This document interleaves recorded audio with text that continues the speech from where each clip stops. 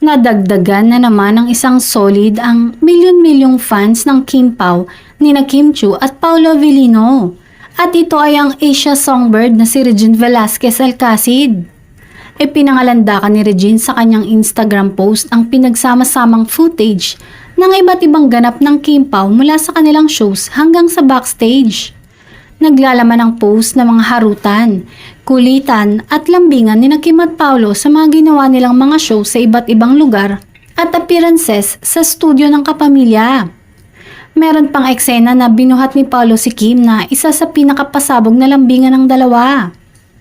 Nag-effort si Regine na i-post ang compilation na sinahugan ng latest single nitong Di Sinasadya. Bawat titigan, ngitian at lambingan ng Kim Pao, nilapatan ito ng mga letra sa awitin ni Regine.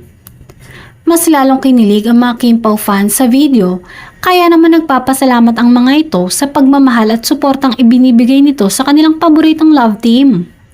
Umani rin ang kasiyahan ng kapuso star na si Sheena Halili sa naging reaksyon nito sa post at sinabing, "Kilig ako sa kanila." Hindi malinaw kung mismong si Regine ang nag-edit ng video at nilagyan niya ng theme song ng kanyang sariling kanta. Nabulag ang mga netizen at hindi na inusisa si Regine. Sa halip, tumugma raw ang mga kilig sa Kim Pao sa lyrics ng kanta.